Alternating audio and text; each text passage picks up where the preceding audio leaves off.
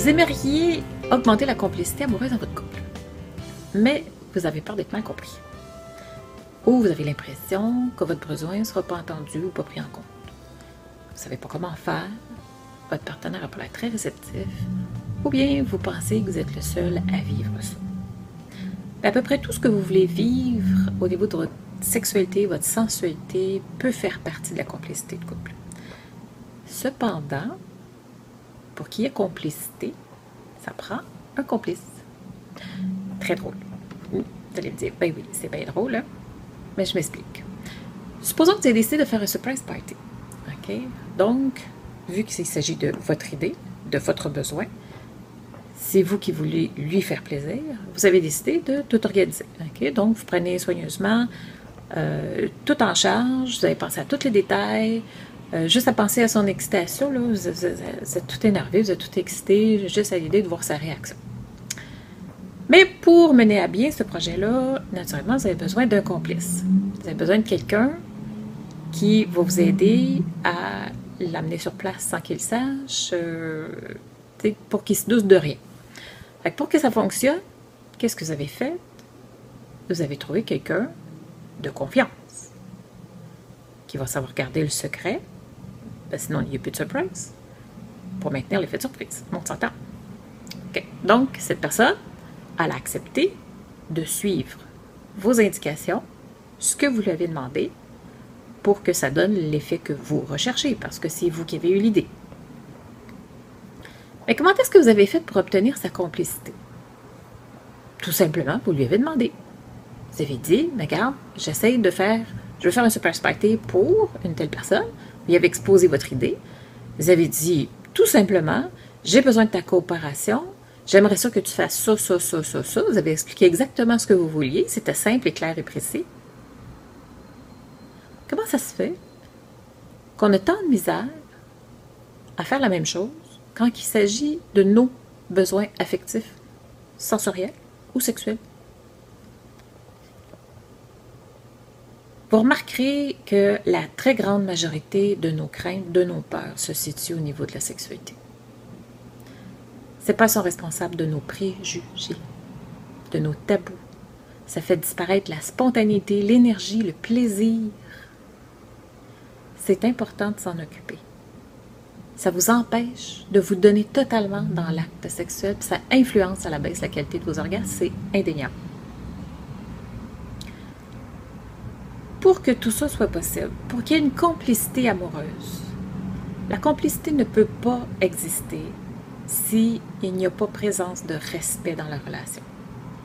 Là, le terme respect, je sais qu'il est utilisé à plusieurs sources. Okay? Qu'est-ce qu'on entend vraiment par respect? Ça, je vais vous faire un article juste sur ça éventuellement parce que c'est trop vaste comme sujet. Il faut vraiment le décortiquer pour comprendre de quoi il s'agit. Mais aujourd'hui, je veux juste l'aborder dans l'aspect de base, okay? C'est-à-dire un peu sous le principe de l'amitié, donc l'amour, la confiance, le respect. Qu'est-ce qui fait naître la confiance à la base? C'est le respect, développer la confiance. Donc, quelqu'un qui est capable de conserver nos secrets sans les partager avec le premier venu. Quelqu'un qui ne tentera pas intentionnellement de nous blesser parce qu'il connaît nos faiblesses. Parce qu'il connaît où est-ce qu'il sait comment, il sait de quelle façon ça ferait mal. Lorsque le respect est présent dans une relation, c'est là que la confiance s'installe. C'est là que la complicité amoureuse et l'intimité du couple se développent. On a tendance, par contre, à craindre de s'ouvrir à l'autre par peur de décevoir ou que l'autre se moque de nous. Ou tout simplement par peur d'être blessé ou de blesser l'autre. Pourtant, c'est drôle, hein, parce que c'est pas si vrai que ça. C'est pas parce qu'on a peur de blesser l'autre. Parce que si j'avais vraiment peur de blesser l'autre, je le critiquerais pas. Ça, on ne se gêne pas en général. Hein? Parce que la critique, c'est ça qui blesse le plus. Mais au contraire, si je ne parle pas, inconsciemment, c'est pour me protéger. C'est moi que j'ai parlé. Et oui, se taire, rien dire, ne pas exprimer ce que j'ai besoin, c'est pas épargner l'autre. C'est moi, m'épargner moi-même. C'est s'épargner la peur de ne pas être entendu. C'est s'épargner la peur de ne pas être reconnu, la peur de ne pas être compris. J'aime autant pas risquer, j'aime autant prendre la chance, donc je me tais. Donc c'est moi. C'est à peu près certain que vous ne serez pas compris. Donc entre une certitude et un risque, alors pourquoi ne pas risquer? Cacher ses sentiments négatifs, ça les renforce, ça les efface pas. Okay? Tandis que les partager dans une atmosphère de sincérité, de complicité, de confiance, ça dissipe le pouvoir négatif.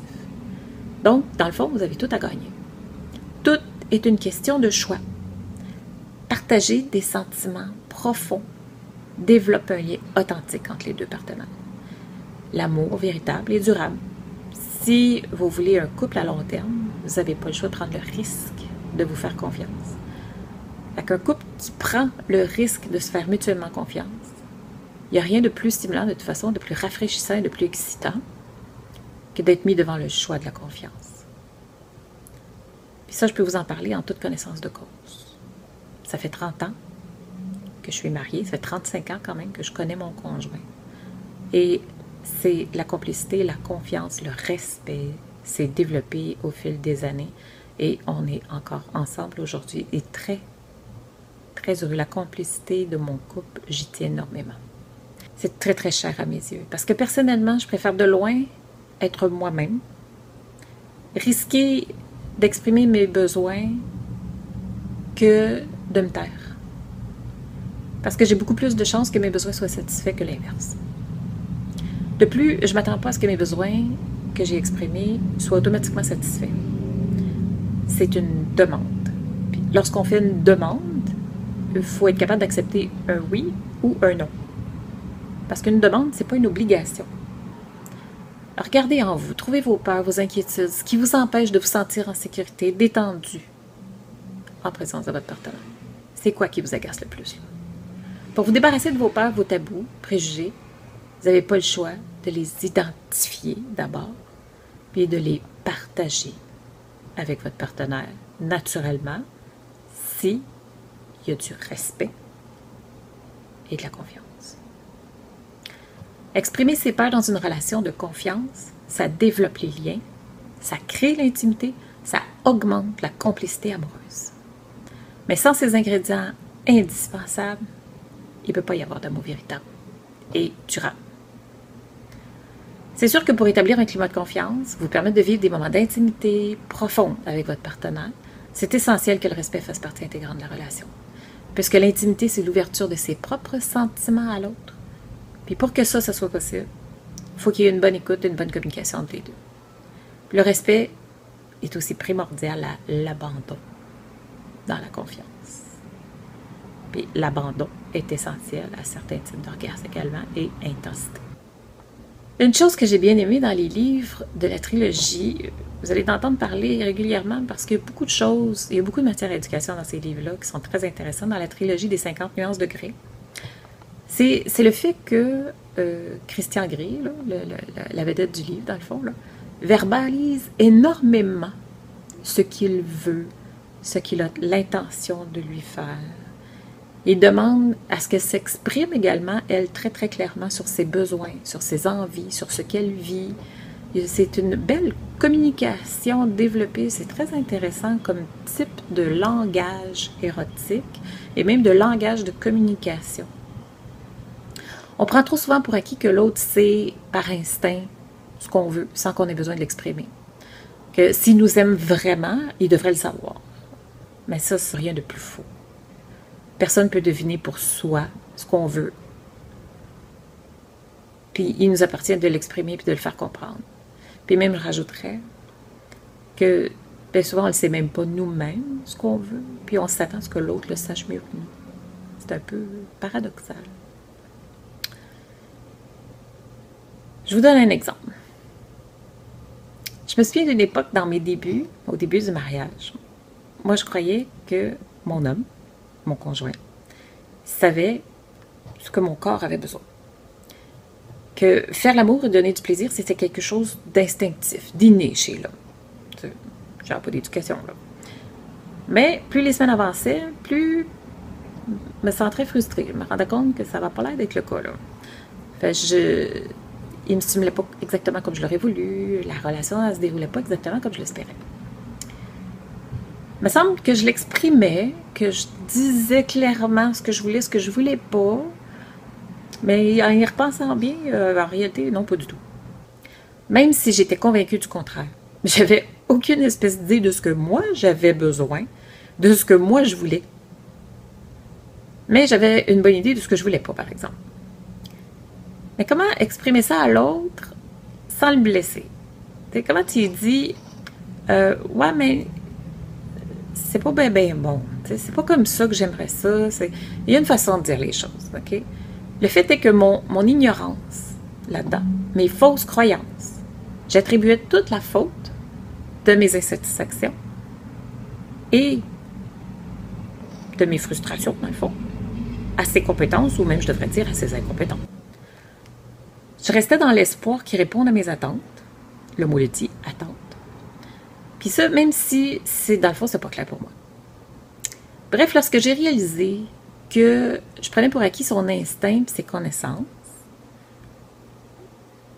alors qu'il n'y avait aucune expérience en la matière amoureuse autre que moi, là, j'ai toujours été sa première et sa seule. Donc, comment est-ce qu'il pouvait avoir l'expérience? Il n'y en avait pas, on a connu ça ensemble. C'est là que la situation a changé. J'ai décidé d'arrêter d'être dans l'attente. J'ai décidé d'arrêter d'attendre. Puis d'essayer de juste goûter, d'apprécier le moment présent. Puis juste ça, ça a fait une énorme différence sur l'appréciation et sur la stimulation. Fait que premièrement, j'ai cessé de me sentir frustrée. J'ai commencé à prendre la responsabilité de mes besoins. Ce qui veut dire que j'exprimais mieux ce que je voulais, plus clairement.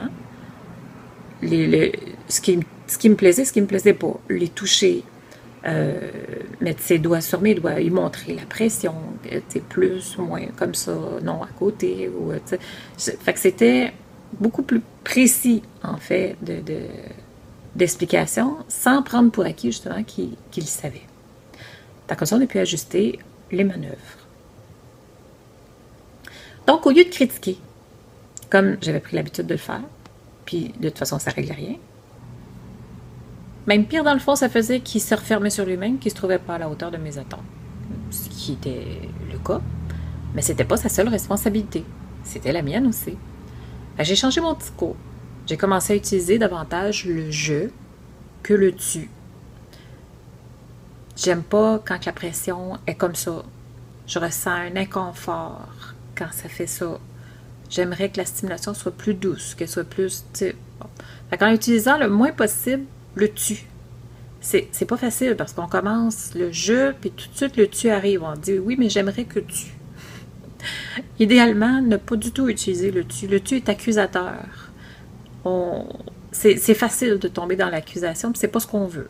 Si on veut des résultats, on veut que l'autre ait de l'ouverture, il faut d'abord parler de soi. Donc, moi, ce que je vis, ce que je ressens. Utiliser le je dans la communication, ça augmente considérablement la complicité amoureuse parce que le dialogue devient possible à ce moment-là. Je me rends compte aujourd'hui du non-sens de mes croyances de l'époque. Je me demandais qu'est-ce qui clochait.